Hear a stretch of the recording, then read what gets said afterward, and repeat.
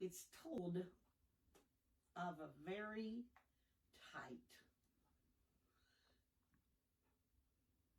so tight a man that he became a very, very wealthy man in his day,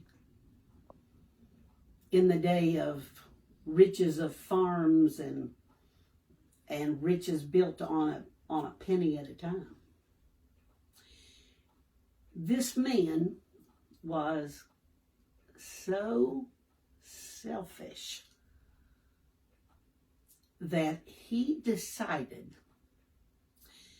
even his own grandchildren who had lost their father was not going to eat free from him. His greed was known by all.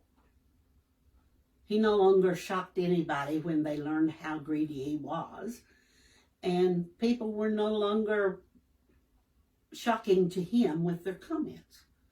He simply was going to make money, even if it was not feed a grandchild.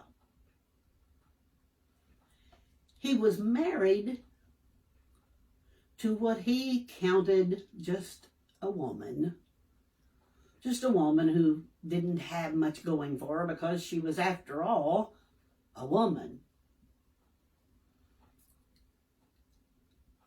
He didn't want to help in any way a widowed daughter with many children.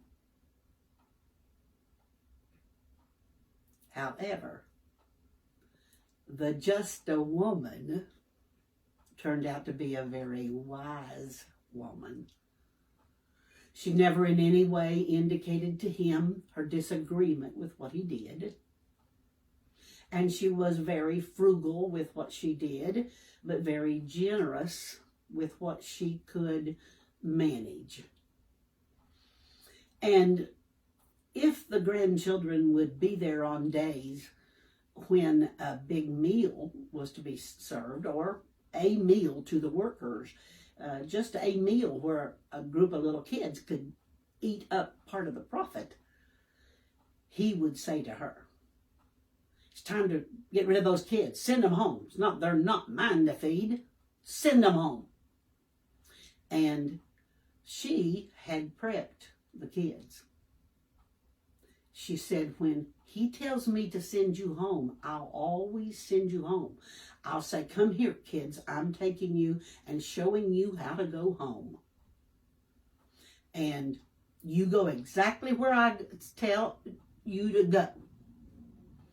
And she would go outside the farmhouse, and she would point to whichever direction she had managed to get along the path and leave some food. And she would make a scene for all to see. "All right, kids, he says he's not feeding you dinner. You get right down that path and go home right now." And the kids would go home.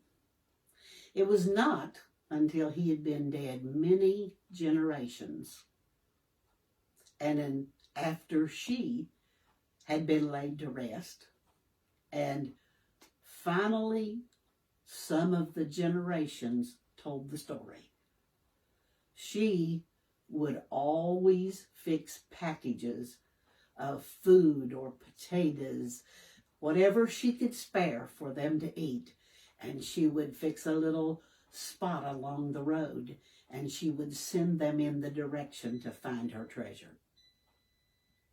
He was never able to learn that she had taken care of her grandchildren under his nose. Merry Christmas.